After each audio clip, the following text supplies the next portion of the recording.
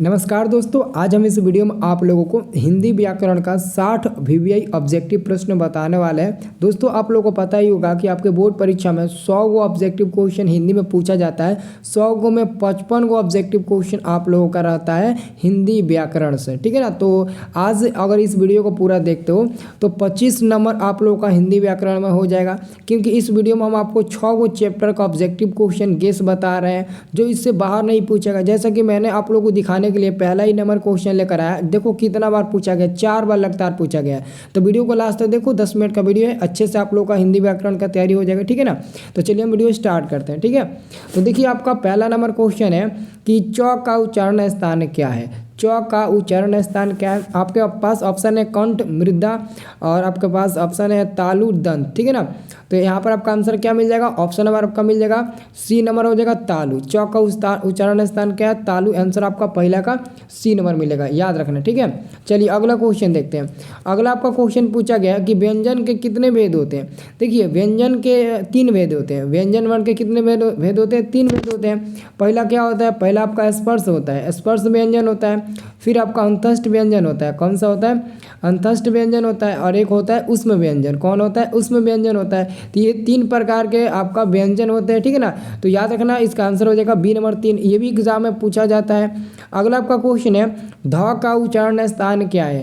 ध का उच्चारण स्थान क्या है, तो तीसरा का सही उत्तर मिलेगा ध यानी कि दंत से आ रहा है, ध यानी कि दंत। आपका आंसर हो जाएगा तीसरा का ए नंबर, इसे याद रखना। अगला क्वेश्चन है अ का उच्चारण स्थान क्या है। अ का उच्चारण स्थान क्या है, लेकिन दोस्तों यहाँ पर आपका अ नहीं है, ठीक है ना, गलती से टाइपिंग हुआ है, अब इया है, इया है, क्या है, इया है। तो आपको इया का उच्चारण स्थान बताना है। तो आप लोग याद रखना, इया का उच्चारण स्थान क्या होता है, तालु होता है। क्या होता है, तालु होता है। अ नहीं है बल्कि इया है, ठीक है ना। इसको आप लोग याद रखना, च छ ज झ इया, आप लोग को पता है ना, च छ ज झ, ठीक है ना। तो उसमें का इया है और उसका उच्चारण स्थान आपका तालु हो जाएगा, ठीक है ना। इसे याद रखना, क्योंकि च का उच्चारण स्थान तालु होगा, उसमें जितना भी आएगा सबका तालु होगा। अगला क्वेश्चन देखिए ध्यान से, य र ल व को क्या कहते हैं, तो य र ल व को हम लोग अंतस्थ व्यंजन कहते हैं, ठीक है ना। अंतस्थ ये वर्ण होता है, इसका याद रखना है आप लोगों को, डी नंबर वाला आंसर मिल जाएगा, ठीक है। अब देखिए आपका छठा नंबर क्वेश्चन है दीर्घ स्वर है। इसमें दीर्घ स्वर कौन है, तो ऑप्शन नंबर सी वाला हो जाएगा, ए आपका दीर्घ स्वर होता है। तो 6 नंबर का आंसर आपका ए नंबर मिल जाएगा, ठीक है ना, इसे याद रखना। अब देखिए 7 नंबर क्वेश्चन। 7 नंबर क्वेश्चन है क से म तक के 25 वर्णों को क्या कहते हैं। देखिए क से म तक आप गिनिएगा ना तो 25 को आपको वर्ण मिलेगा, और इन वर्णों को क्या कहते हैं, वर्गीय व्यंजन कहते हैं। क्या कहते हैं, वर्गीय व्यंजन कहते हैं। आंसर आपका मिल जाएगा सी नंबर, ठीक है। अब देखिए अगला क्वेश्चन आपका है 8 नंबर। ये क्वेश्चन है वर्णों के सार्थक समूह को क्या कहते हैं। वर्णों के सार्थक समूह को हम लोग क्या कहते हैं, तो आप लोग को याद करना है, वर्णों के सार्थक समूह को हम लोग क्या कहते हैं, तो शब्द कहते हैं। इसे याद रखना है, क्या कहते हैं, शब्द कहते हैं, ठीक है। अब देखिए अगला क्वेश्चन भ का उच्चारण स्थान क्या है। भ का उच्चारण स्थान क्या हो है, तो ओष्ठ हो जाएगा। ऑप्शन नंबर क्या हो जाएगा, ऑप्शन नंबर आपका बी नंबर हो जाएगा, इसे याद रखना है, 9 का बी नंबर मिल जाएगा। अब 10 नंबर प्रश्न देखिए, स दंस तलाप स मुदंस दंस ह को क्या कहते हैं, तो आप लोग को याद रखना है, 10 का सही उत्तर मिल जाएगा उष्म व्यंजन। यहाँ पर ये आपका उष्म व्यंजन हो जाएगा, ऑप्शन नंबर बी आपका राइट आंसर हो जाएगा, ठीक है। सभी लोग पहले वीडियो को लाइक कर दीजिए, तो बहुत मजेदार ये ऑब्जेक्टिव क्वेश्चन है, ठीक है ना, सारे को याद रखना। 11 नंबर क्वेश्चन है छत्र ज्ञ स्र को क्या कहते हैं, तो आपका 11 का सही उत्तर मिल जाएगा, ऑप्शन नंबर बी मिल जाएगा, संयुक्त व्यंजन कहते हैं। 11 का आंसर मिल जाएगा बी नंबर, ठीक है। अब देखिए अगला क्वेश्चन है वर्णों के समूह को क्या कहते हैं, तो वर्णों के समूह को क्या कहते हैं, तो वर्णमाला कहते हैं। इसे याद रखना है, वर्णों के समूह को वर्णमाला कहते हैं, ठीक है ना। अब देखिए अगला क्वेश्चन ग का उच्चारण स्थान क्या है। देखिए क ख ग में जो भी आएगा वो कंठ से आएगा, किससे आएगा, कंठ से आएगा। तो आप लोग याद रखना है कंठ होगा, ठीक है ना, इसे याद रखना, कंठ ही होगा, ठीक है। चलिए अगला आपका क्वेश्चन है, अगला आपका क्वेश्चन है म का उच्चारण स्थान क्या है, तो 14 का सही उत्तर क्या होगा, म का उच्चारण स्थान क्या हो जाएगा, तो ओष्ठ हो जाएगा। क्या हो जाएगा, ओष्ठ हो जाएगा, यानी कि आपका ये डी नंबर वाला सही उत्तर मिल जाएगा, इसे याद रखना। अब देखिए अगला क्वेश्चन आपका है 15 नंबर। ये क्वेश्चन है हिंदी में कितने वर्ण होते हैं। देखिए हिंदी में देखा जाए तो 52 वर्ण होते हैं, तो इसका आंसर 52 ही होगा। लेकिन दोस्तों लेखकों का कहना है कि 52 नहीं बल्कि 56 होते हैं, बट यहाँ पर 56 नहीं दिया, तो आप 56 मत देना, ठीक है। मैं आपको बताता हूँ 56 क्यों होता है और कैसे होता है। ये लेखकों के अनुसार 56 होता है, लेकिन हमारे मतलब कि महान कलाकारों का कहना है कि 52 होते हैं, और 52 को में से 11 को आपका स्वर होता है और बाकी 41 को आपका व्यंजन होता है। तो जोड़िएगा तो कितना मिल जाएगा आपका 52 मिल जाएगा, और 52 आपका करेक्ट उत्तर होगा। ठीक है ना, याद रखना। अगला आपका क्वेश्चन है छोटा ए बड़ा ए ओ औ कौन स्वर है, ये क्वेश्चन 22 में पूछा गया था। तो 16 का सही उत्तर मिलेगा आपका ऑप्शन नंबर सी मिलेगा, संयुक्त वर्ण है। ठीक है ना, संयुक्त स्वर है, ऑप्शन नंबर आपका सी नंबर मिल जाएगा। अगला क्वेश्चन है हिंदी में अनुनासिक वर्णों की संख्या कितनी होती है, 5 होती है ना। आंसर क्या मिलेगा, 17 का आपका बी नंबर मिल जाएगा, 5 होती है। कितनी होती है, 5 होती है। ठीक है ना, इसे याद रखना। अब देखिए अगला क्वेश्चन, अगला आपका क्वेश्चन है तो का उच्चारण स्थान क्या है, तो का क्या आएगा बाबू, तो का उच्चारण स्थान क्या है, ये बहुत इंपॉर्टेंट क्वेश्चन है। तो आपका क्या हो जाएगा, दंत हो जाएगा, तो का दंत हो जाएगा, क्या हो जाएगा, दंत हो जाएगा, याद रखना बी नंबर। अब देखिए अगला क्वेश्चन, अगला क्वेश्चन है कि प्रत्येक वर्ग का पहला तीसरा और पांचवा वर्ण है तो कौन सा होता है, अल्प प्राण व्यंजन होता है। ये आपका सी नंबर वाला सही उत्तर मिल जाएगा, याद रखना। अगला आपका क्वेश्चन है 20 नंबर क्वेश्चन है द का उच्चारण स्थान क्या है, तो दंत हो जाएगा, द यानी कि दंत, ऑप्शन नंबर ए हो जाएगा। ठीक है, तो आप लोगों को वर्ण का पूरा चैप्टर खत्म हो गया। ये पूरा VBI बता रहे हैं वर्ण का, ठीक है ना, वर्ग नहीं बल्कि वर्ण चैप्टर का। ठीक है ना, खत्म हो गया, सब इसी में सब पूछेगा जो भी पूछेगा। ठीक है, अब देखिए अगला आपका क्वेश्चन है संज्ञा से क्वेश्चन 21 नंबर कि सर्दी शब्द कौन सा संज्ञा है। देखो सर्दी में क्या है दोस्तों, तो संधि में भाव जगा हुआ है, इसलिए हमारा भाववाचक हो जाएगा, ऑप्शन नंबर आपका बी नंबर हो जाएगा।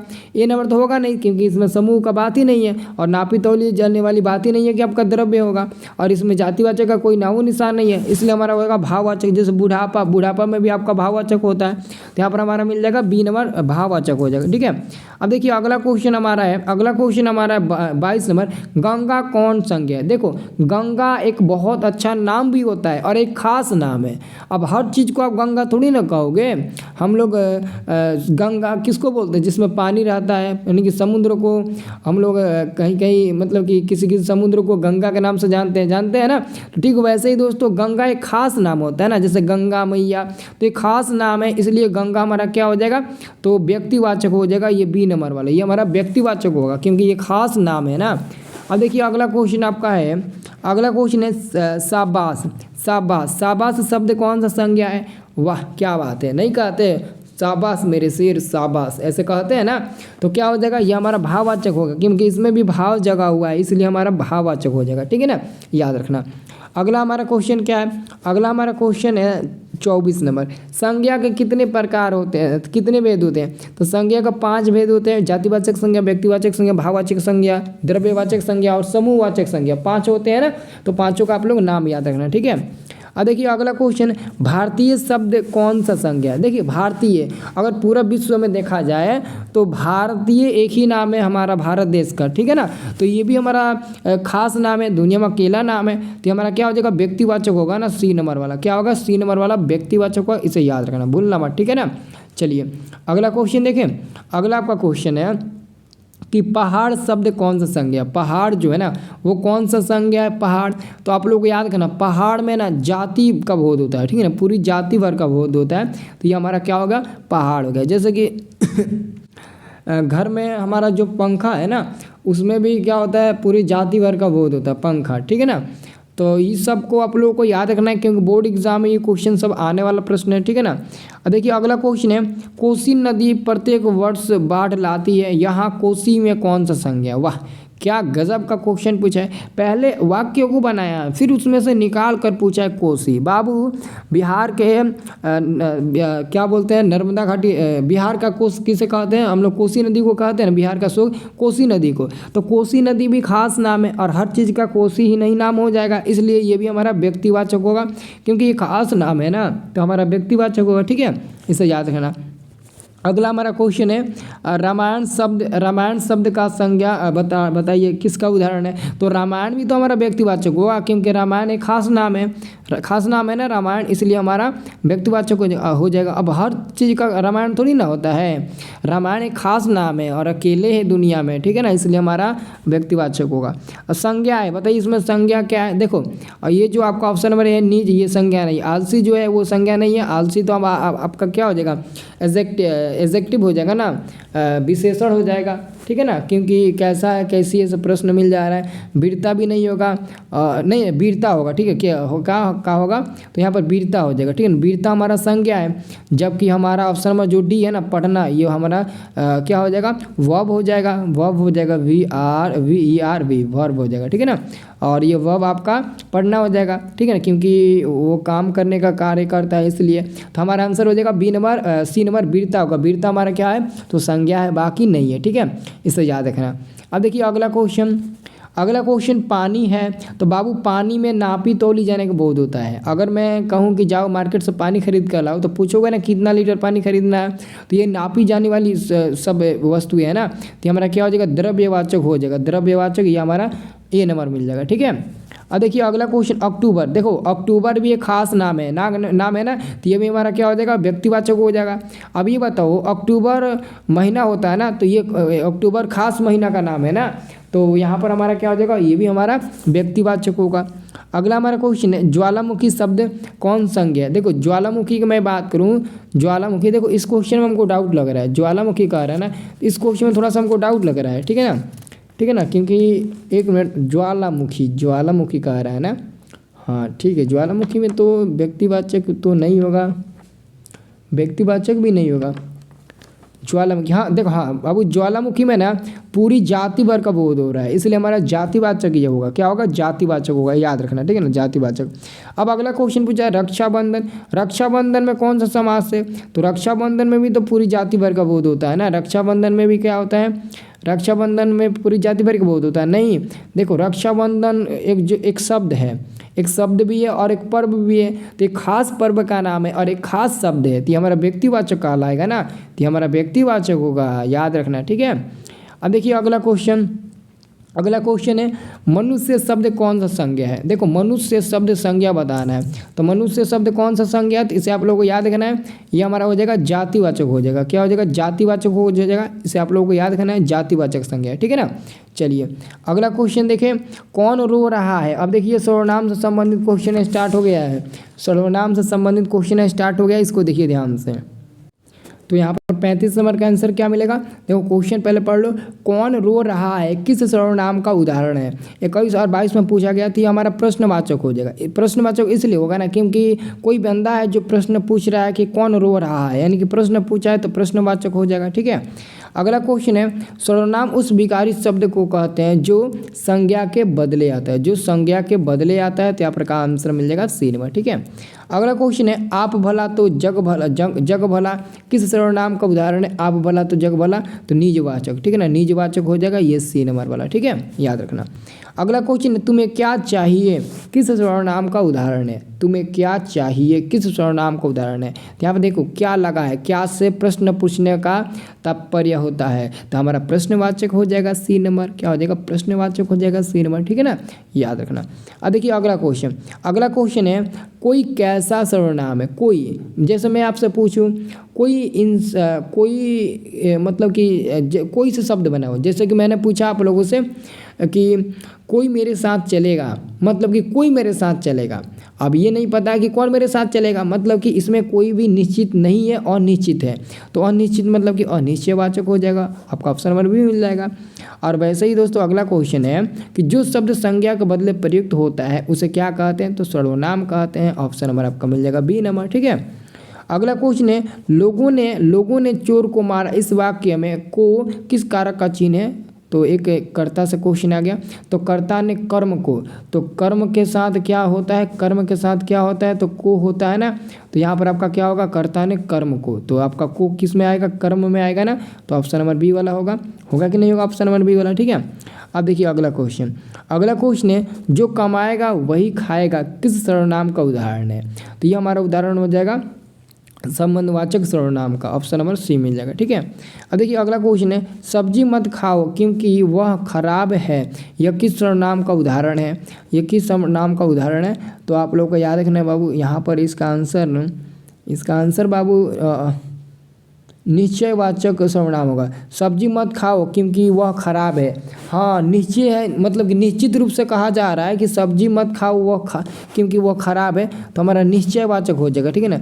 निश्चयवाचक का मैंने ऑप्शन नंबर डी को पता नहीं कहाँ कर दिया। ऑप्शन नंबर डी में आप लोग को लिख लेना निश्चयवाचक होगा। ठीक है ना। निश्चय हो जाएगा, निश्चयवाचक हो जाएगा, निश्चयवाचक हो जाएगा। इसे याद रखना, निश्चयवाचक आपका सर्वनाम हो जाएगा। ठीक है ना। क्योंकि यहाँ पर पूरी बढ़िया तरीके से कह रहा है कि सब्जी मत खाओ क्योंकि वो खराब है, तो निश्चयवाचक होगा। अगला क्वेश्चन है मैं, हम, तुम, वह, यह किस सर्वनाम का उदाहरण है? तो हमारा पुरुषवाचक का उदाहरण हो जाएगा। किसका हो जाएगा? पुरुषवाचक का उदाहरण हो जाएगा। इसे याद रखना, ये हमारा पुरुषवाचक का उदाहरण हो जाएगा। ठीक है ना। सारे लोग के याद रखना इसको। ठीक है।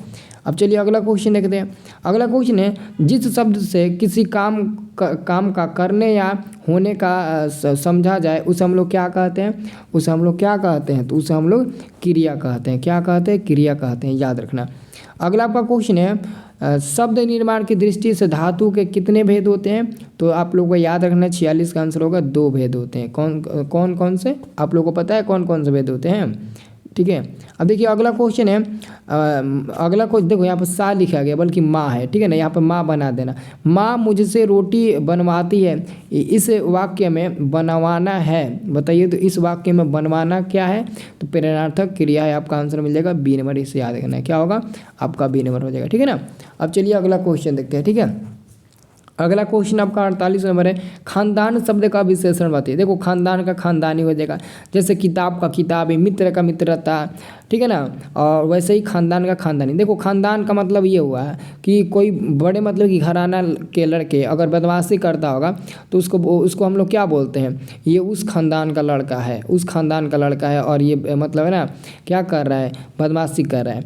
अगर उसके सभी लोग करेंगे उसके घर के सभी लोग मतलब कि झगड़ा करेंगे, बेईमानी करेंगे, जो भी मतलब करेंगे बेईमानी, तो हम क्या कहेंगे? तो कि उसका खानदानी है। ठीक है ना। तो खानदान का खानदानी मिल जाएगा। ऑप्शन नंबर ए मिल जाएगा। अगला क्वेश्चन है शिव का विशेषण क्या होगा? इसका थोड़ा सा आपको याद कर रखना है। शैव होगा। ठीक है ना। शैव होगा। शिव का शैव होता है विशेषण। ठीक है ना। इसको याद रखना है। दया का क्या होगा? दया का दयालु हो जाएगा। इसका आंसर आपका डी नंबर मिल जाएगा। दया का विशेषण क्या हो जाएगा? दयालु हो जाएगा। अगला क्वेश्चन है भूख का विशेषण क्या होगा? भूख का विशेषण क्या हो जाएगा? तो आप लोग याद रखना भूख खड़ी। ऑप्शन नंबर आपका बी नंबर मिल जाएगा। ये सब तो आपसे बन जाएगा। ठीक है ना। याद रखना। अगला कोई निज का विशेषण क्या हो जाएगा? निजी हो जाएगा। निज का निजी क्या हो जाएगा? निज का निजी हो जाएगा। इसे याद रखना है। अगला आपका क्वेश्चन है लाल कपड़ा, यहाँ लाल कौन विशेषण है? लाल कपड़ा। देखो यहाँ पर लाल, देखो यहाँ पर ना एक मिनट संख्यावाचक ये भी नहीं होगा। लाल कपड़ा, यहाँ लाल में कौन सा विशेषण है? ठीक है ना। लाल में कौन सा विशेषण है? तो यहाँ पर आपका आंसर होना चाहिए लाल है ना, लाल कलर है। ठीक है ना। तो देखो छोटू यहाँ पर इसका आंसर होना चाहिए गुणवाचक। हाँ गुण इसमें है। ठीक है ना। हाँ very good. Option number A मिल जाएगा। ठीक है ना। गुणवाचक हो जाएगा। इसे याद रखना। ठीक है। अब देखिए अगला क्वेश्चन है थोड़ा दूध यहाँ पर थोड़ा कैसा? थोड़ा दूध यहाँ पर, तो थोड़ा इसमें कैसा विशेषण है? तो ये हमारा परिणामवाचक हो जाएगा ना, परिणाम हो जाएगा। क्योंकि यहाँ पर थोड़ा सा दूध के बारे में कह रहा है और दूध ऐसा चीज़ है जिसको हम लोग नाप तोल सकते हैं। ठीक है ना। इसलिए हमारा परिणामवाचक होगा। अगला क्वेश्चन है परिणामवाचक का विशेषण कौन नहीं है? तो देखो कुछ हमारा जो है ना ये हमारा परिणामवाचक है, थोड़ा सा भी है, बहुत भी है, लेकिन ऑप्शन नंबर डी में दिया है इनमें से कोई नहीं, तो यही हमारा उत्तर होगा। क्योंकि ऑप्शन में दिया ही नहीं है जो सब होगा। ठीक है ना। ऑप्शन में दिया ही नहीं है जो सब होगा। एक्चुअली में सब होगा लेकिन कह रहा है कौन नहीं है, तो ऑप्शन नंबर डी में वो जी दिया है जो नहीं है। ठीक है ना। चलिए अगला क्वेश्चन आपका है कि राष्ट्र का विशेषण होता है। राष्ट्र का विशेषण होता है। राष्ट्र का विशेषण क्या होता है बताइए तो? राष्ट्र का विशेषण क्या होता है? तो यहाँ पर आपका राष्ट्रीय हो जाएगा। राष्ट्रीय हो जाएगा। ऑप्शन नंबर सी हो जाएगा राष्ट्रीय। ठीक है ना। अगला आपका क्वेश्चन है विजय का विशेषण क्या होता है? विजय का विशेषण क्या होता है? तो विजयी हो जाएगा। ऑप्शन नंबर बी मिल जाएगा। विजयी हो जाएगा। और अगला क्वेश्चन है जो संज्ञा है सर्वनाम की विशेषता बताए उसे हम लोग क्या कहते हैं? तो विशेषण कहते हैं। जो संज्ञा है सर्वनाम की विशेषता बताए उसे हम लोग क्या कहते हैं? तो विशेषण कहते हैं। आंसर आपका मिल जाएगा विशेषण। याद रहेगा ना? बोलो हाँ या ना। अब देखो अगला क्वेश्चन, अगला आपका क्वेश्चन है नरक शब्द का विशेषण क्या होगा? तो नरक का क्या हो जाएगा? नरक का क्या हो जाएगा? नरकीय हो जाएगा ना। नरक का क्या होगा? तो नरक आपका नरकीय हो जाएगा। ये तो सिंपल सा क्वेश्चन है। अब देखिए अगला क्वेश्चन है धर्म का विशेषण क्या होगा? धर्म का धार्मिक हो जाएगा। धर्म का क्या हो जाएगा? धार्मिक हो जाएगा। अगला आपका क्वेश्चन है कुल शब्द का विशेषण क्या होगा? तो कुली हो जाएगा। क्या होगा? कुल का नहीं, कुल का कुली नहीं होगा। कुल का कुलीन होगा, कुलीन। ऑप्शन नंबर आपका क्या होगा? ऑप्शन नंबर आपका बी नंबर मिलेगा, कुल का कूलिंग हो जाएगा। ठीक है ना। तो मैंने आप लोगों को लगभग ना 5 से 6 चैप्टर मैंने कराया। ठीक है ना। और एक बार कराऊंगा तो पूरा खत्म हो जाएगा, यानी कि आपका 55 नंबर नहीं तो 50 नंबर कोई नहीं रोकेगा। ठीक है ना। अच्छे से कर लेना, वीडियो देखना, और अभी तक वीडियो को लाइक नहीं किया तो लाइक कर दीजिए और चैनल को भी सब्सक्राइब कर लेना आप लोग। ठीक है ना। चलिए बहुत बहुत धन्यवाद, मिलते हैं नेक्स्ट वाले वीडियो में, तब तक के लिए जय हिंद जय भारत।